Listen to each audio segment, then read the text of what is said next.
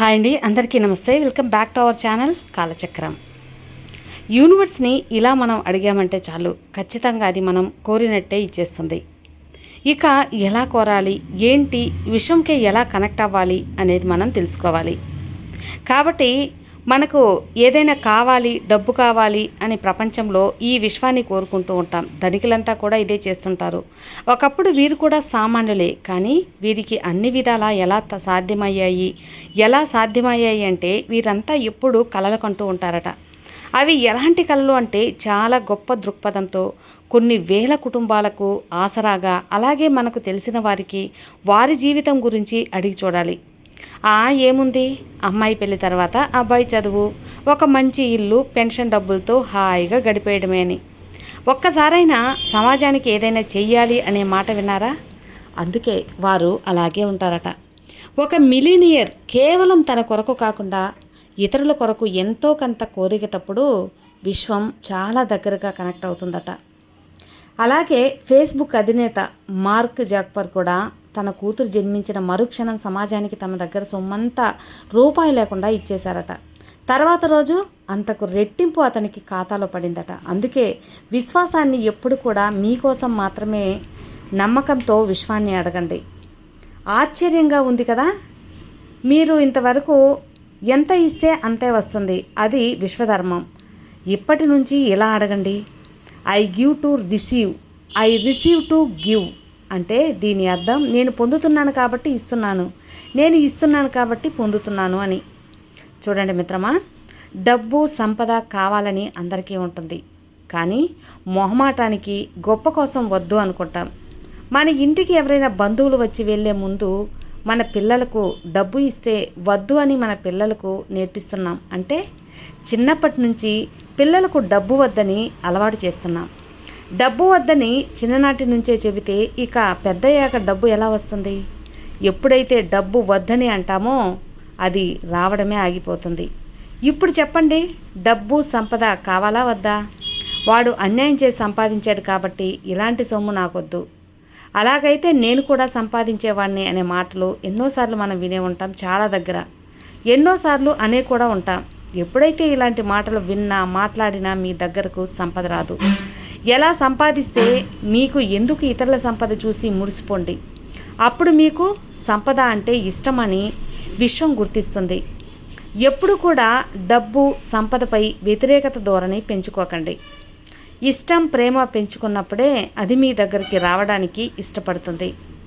లక్ష్మీదేవి వచ్చే ముందు నడుంపై కాలుతో తంతుంది, వెళ్ళేటప్పుడు కడుపుపై తంతుంది అని పెద్దలు అంటూ ఉంటారు. ఇది ఒక సామెత. ఎంతో గొప్పగా చెప్పారు కదా. దాని అర్థం, నడుముపై తన్నినప్పుడు మనిషి నిఠారుగా, టీవీగా ఉంటాడు. డబ్బు ఉన్నవాడు హుందాగా, నిఠారుగా ఉంటాడు. కడుపు మీద తన్నినప్పుడు మనిషి వంగిపోతాడు, నీరసించిపోతాడు. ఇలాంటి పరిస్థితి ఎప్పుడూ తెచ్చుకోవద్దు. డబ్బును సంపదను నిరంతరం ప్రేమించండి, అప్పుడే అవి మీ సొంతం అవుతాయి. ఇంకా మీ అంతరంలో జరిగే నిరంతర సంఘటనలకి ఫుల్ స్టాప్ పెట్టేయండి. అది డబ్బు, సంపద లేదా ఇంకేదైనా కావచ్చు. ఎందుకంటే మీరు ఆలోచించే ప్రతిదీ ఎప్పుడూ మారిపోతూ ఉంటుంది. అది మనసు యొక్క లక్షణం. 24 గంటలు ఆలోచించినా అది అలసిపోదు. మీ శరీరానికి మాత్రమే అలసట వస్తుంది. జీవక్రియలో అది ఒక భాగం. ఇప్పుడు కొన్ని చిన్న చిన్న పదాలను ఎంచుకోండి. ఉదాహరణకు, నేను చాలా బాగున్నాను, నాకు నిరంతరం డబ్బు వస్తూనే ఉంది.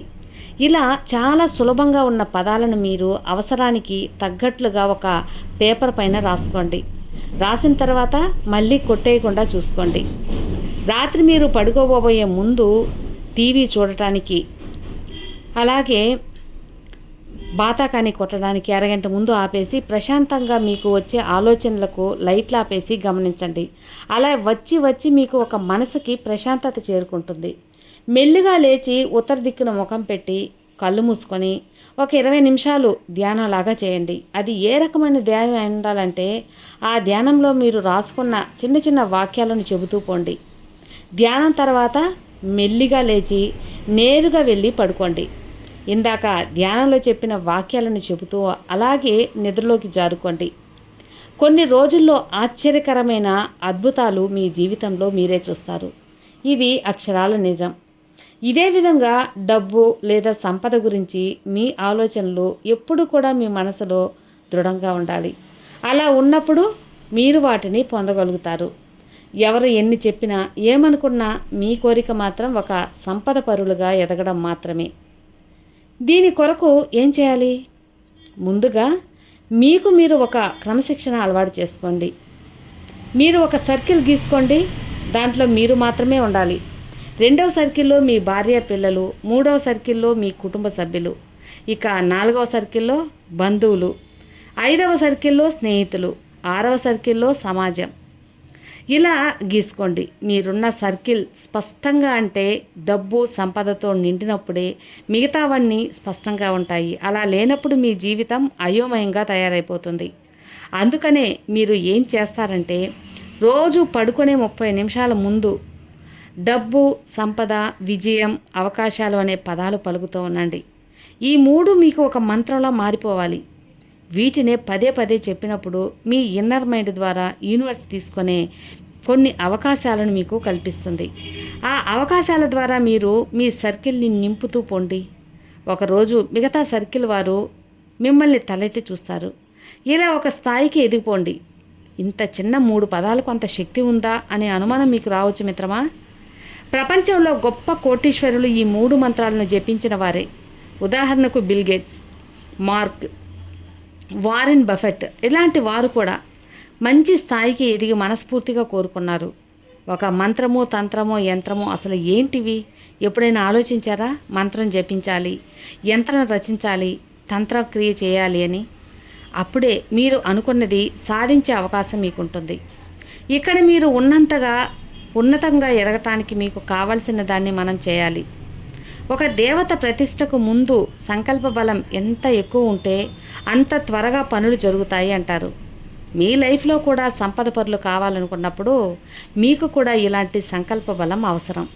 మీరు చేయాలనుకున్న పనిని అడ్డదిడ్డంగా చేసినప్పుడు దాని రూపురేఖలు లేకుండా పోయి జీవితంలో ఇబ్బందులు ఎదుర్కొంటారు. అందుకే శుభ్రంగా ఒక పేపర్ పైన మీరు ఒక చక్కని మీ జీవితానికి ఒక రూపం ఇవ్వండి. ఆ తర్వాత దాని కొరకై నిరంతరం పనిచేయండి. అంటే క్రియతంత్రం చేయండి. మీ జీవితం కూడా అందమైన మందిరం అవుతుంది. అందులో చక్కని విగ్రహం, పూజలు అందుకుంటున్న దీనికంతా మీరు ముందుగా చేయాల్సింది కేవలం మీ జీవితాన్ని గొప్పగా కలలు కనడమే. ఏపీజే అబ్దుల్ కలాం ఏమంటున్నారు అంటే, కలలు కనండి, వాటిని సహకారం చేసుకోండి అని. అంత గొప్ప వ్యక్తి తన అనుభవంతో చెప్పిన మాటలు అవి. కాబట్టి ఖచ్చితంగా మీరు అనుకున్నది సాధిస్తారు, సంపద పరులు అవుతారు. ఇలాంటి అద్భుతమైన వీడియోస్ కోసం మన ఛానల్ను సబ్స్క్రైబ్ చేసుకోండి. మన వీడియోస్ నచ్చిందంటే ఖచ్చితంగా లైక్ చేయండి. ఇక విశ్వానికి కృతజ్ఞతలు చెప్పుకోండి. మీకు ఇచ్చే ధనం, సంపద, నగలు, డబ్బు, కారు, బంగ్లా, అవకాశాలు, ఆనందం, కుటుంబ సంతోషం అన్నీ కూడా ఇచ్చినందుకు ధన్యవాదాలు విశ్వ. ధన్యవాదాలు. Thank you universe. Thank you so much.